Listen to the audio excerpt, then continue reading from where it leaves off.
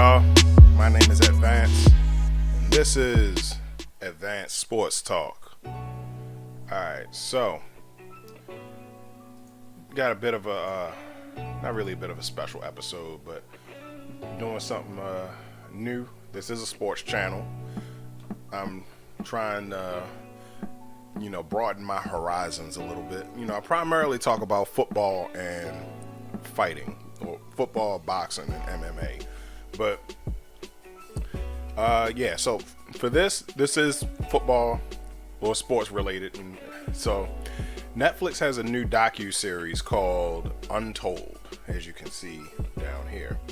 So they basically they talk about like controversial sports topics and stuff. So they have and it gives the full behind the scenes story, in reference to it. So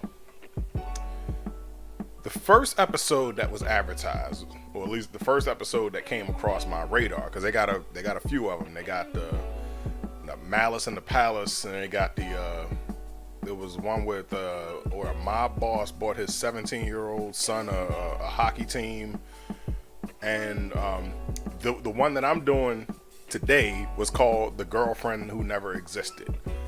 So this is Manti Teo.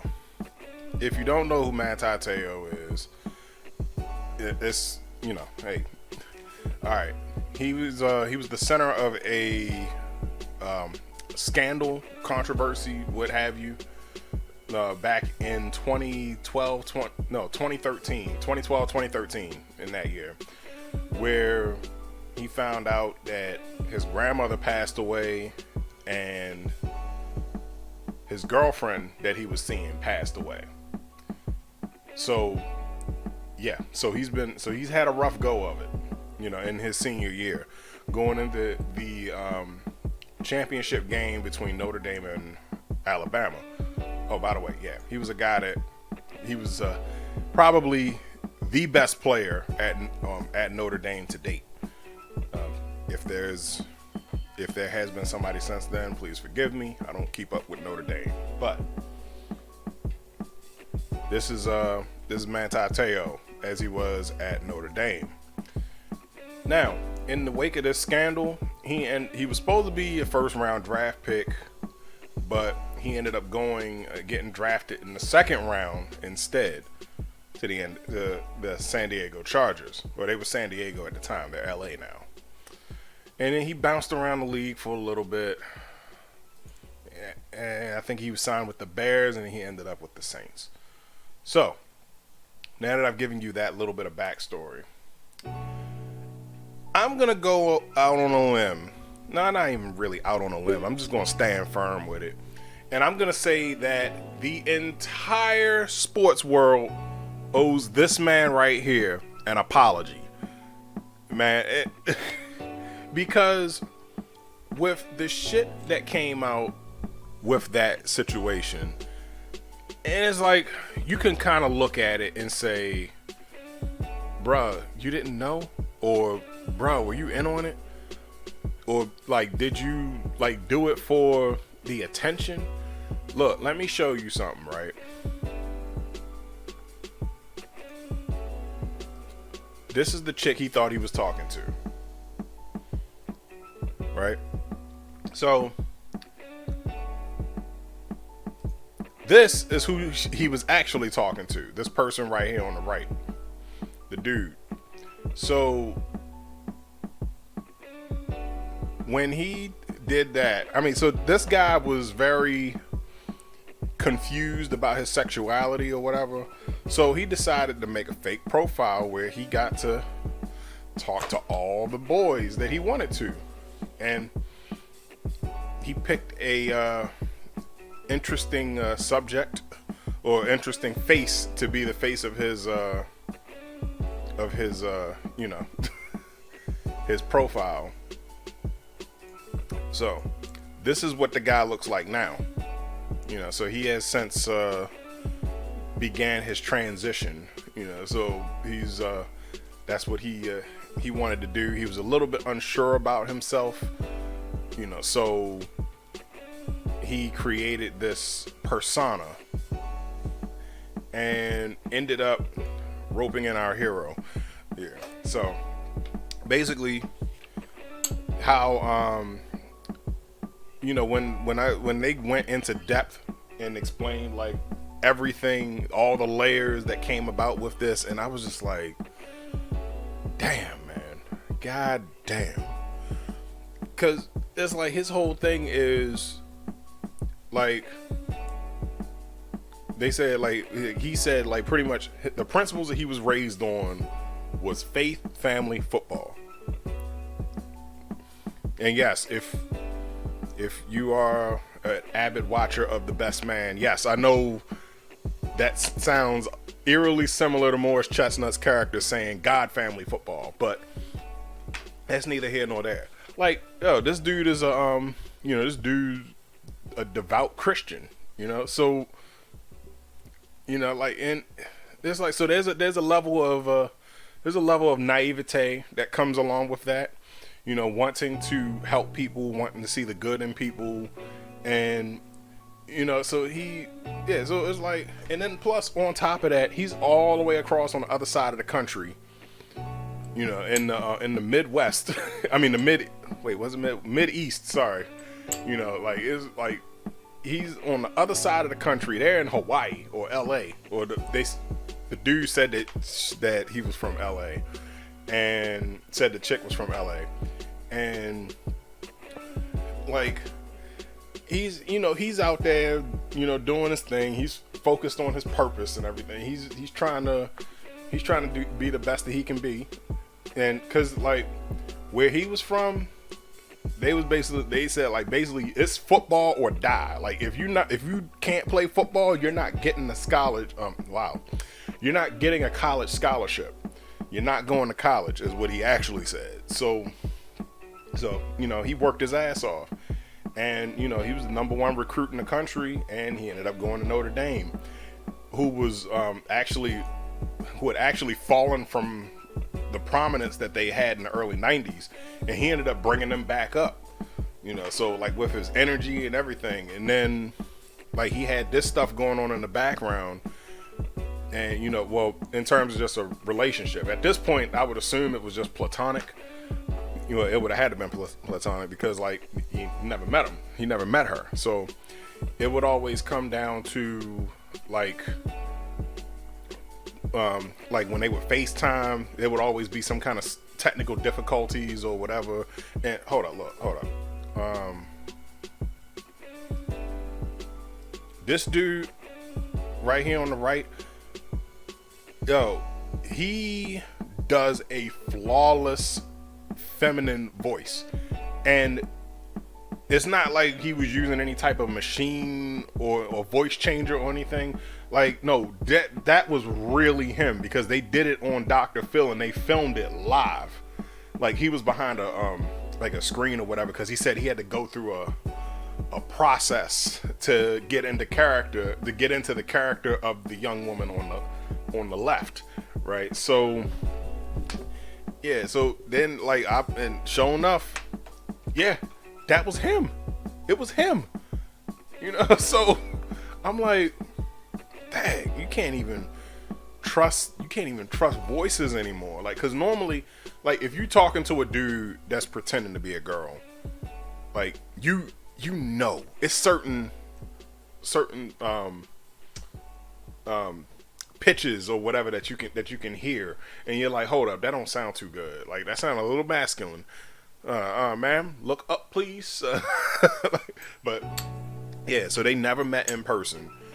The dude went on to, like, oh man, this was so fucked up, yo. And it's like, he allegedly tried to end it several times, but instead of just, doing the grown thing and ghosting, like, he just went ahead and just basically came up with a story about, like, it was a car accident and she was near death, and then he called called Manti as, quote, her cousin, and then later her brother, and it was basically saying like, basically giving him all the information and everything, and then like, so it was like, and then all of a sudden she miraculously came back, and he she came out of her coma because Manti talked to her in her sleep every day through the phone. And I was just like, yo, that is fucked up beyond belief, man. And then when he went then going back into it, like, furthermore, so he tried to end it the second time. Then he said, like, all right, she got diagnosed with leukemia. Now, that's no laughing matter at all.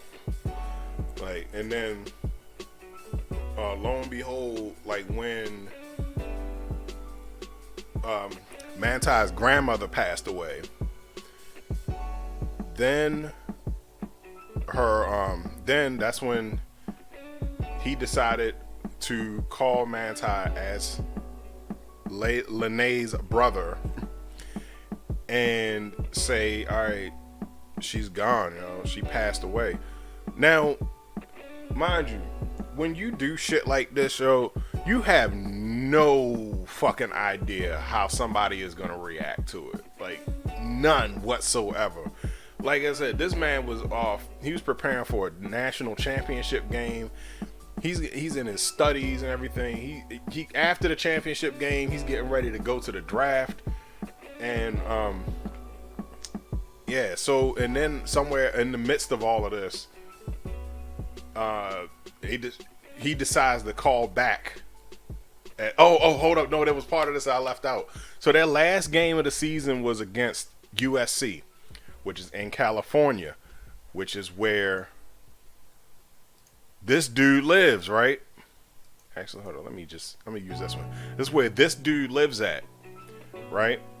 So then when he shows up to do the he shows up and he's saying like, like my little niece wants to see. Now the niece is really his little sister.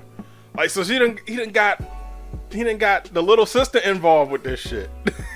Like, I'm sorry, that's not funny. That's not funny. But I mean, it's funny when you think about how ridiculous it is. Like, so this dude shows up as the brother and then said like, oh, well, Lene couldn't make it because, this, that, and the other, and blah, blah, blah. And came up with every excuse in the book. Like, yo, this dude literally stand this motherfucker, yo. Like, so he gave the brother a hug, gave the sister, the little sister a hug and everything. And like, I'm sitting here like, there's no way that he can expect this to continue, yo. Like, oh my God. And yeah, they kept looping it, and lo and behold, like, eventually, like, he came back. Like, after they said that she died from leukemia, he tried to call him back as Lene again, and he said, yo, for real, yo, don't play with me. Like, if this is really you, all right, I need you to send me a picture with today's date and then doing this sign, like, cause that, that's a sign from where he was from. And this dude, so desperate and committed to the lie, went and found the actual chick whose profile that he jacked, got her to take the picture of how he described it, and then went back and sent it to Manti. And like, oh man, like, this is crazy. Mind you, in the midst of all of this, the Heisman is coming up. He didn't had a messed up game at the national championship. And on top of this, the site, what was it, Deadspin, had gotten an anonymous tip that said that this whole situation was a farce. It was a hoax. So then they go back and say, all right, like, so then they start doing their own research. They find the chick. Hold on. They find this chick. And then they like, all right, well, hey, I didn't know my thing was being used. They find this dude, or whatever pronoun this person identifies as. Like, yeah, they found this person, then they found her, or they found her, and then they found this person, and then she's like, hold on, I'll be right back. And then, like, she's like, yeah, are you calling this guy? And then she just, like, cut communication. So, yeah, and then the person that caught all the backlash for this was this guy. Because now people are looking at him, they like, yo, did you make up this story? Or this, that, and the other, blah, blah, blah. And now, while I can kind of understand, first off, the reporters ain't shit. Now, I will say that when they reached out to Manti for his statement, he probably should have just went ahead and just gotten in front of it. But understandably, I understand why he didn't. He had a lot on his plate that he was dealing with. And then, you know, they went ahead and they said, all right, well, you know, out of respect, we're gonna delay, but we don't want to delay too far because, you know, we don't want somebody to beat us to this story. Now, mind you, nobody else was on this scent yet. Was on the scent of this story. They were the only ones that was reporting on it. So they said initially they went ahead and did it because they wanted to just hurry up and strike a iron. They had an axe to grind with ESPN. So they was like, hey, we're gonna take this opportunity to make ESPN look foolish, and then this guy gets all the brunt of it. Like, it affected his draft position because, like, he was supposed to get, like, they said he wasn't gonna be drafted anywhere past 15. And then, like, he just fell and fell and fell and fell.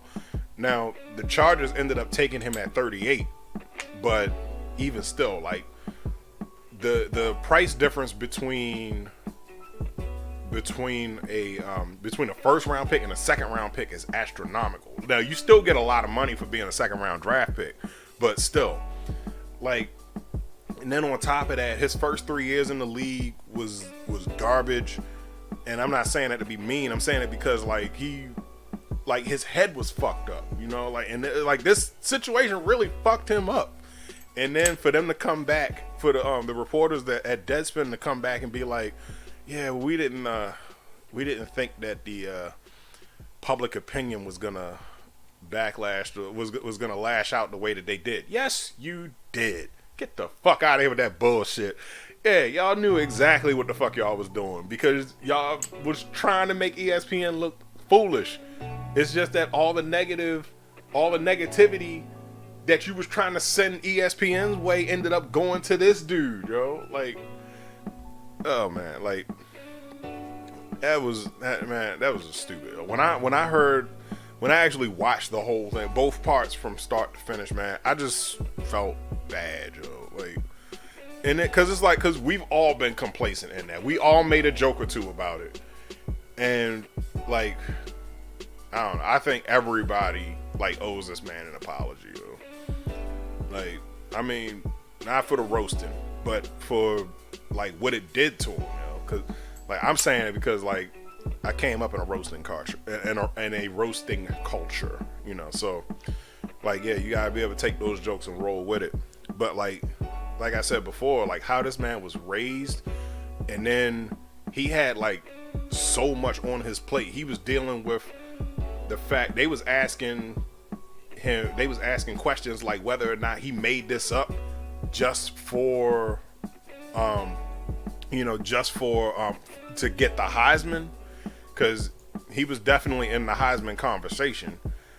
So they asked if he made that up just to get, just to kind of sway the votes in his direction or anything. Now, it ended up going to Johnny Manziel, which That's a topic for another video. But yeah, so it ended up going to Johnny Manziel. So Manti didn't win that. Now, granted, if he would have won the Heisman, could you imagine what the firestorm would have been after that? But man, like, so now he's forever known as the guy that got catfished. You know, so, and it's like, and it's sad because if you've seen Catfish, you know, like, the elaborate, like, how elaborate some of these hoaxes be, or some of these profiles be, and like the pain that's in these people's faces when they actually find out that these people aren't who they say they are. Like, man, that's crazy. And then the fact that people be so heartless about it. But like, this dude, like, the stories and everything, he has admitted that, well, this person has admitted that that there was a better way to handle the situation, because like they had like so many opportunities to end it or whatever. And they even said, like, in past relationships, because it wasn't just Manti that got caught. It was a few other people that got caught up in the with this pretty little face, you know. So yeah, so there was a few other people that, you know, when they came down to, you know, getting ready to meet, you would ghost them. So yeah, there's like unfriend, block, on to the next one. But operating as this profile was a hobby for them, you know. So yeah, man. But where are we now? Like, as of right now, Manti Teo's not in the league. He's he's a free agent. But like, I don't know, man. That's so on top of all the pressure that he had with the draft, the Heisman voting, he then had pressure on his family, and, you know, from his family, because as the oldest child, or the heir apparent to his family, he put them in a bad light, basically made them look bad, you know, because now it's like, you know, you got catfished, and they're like, again, how did you not know that this person didn't exist?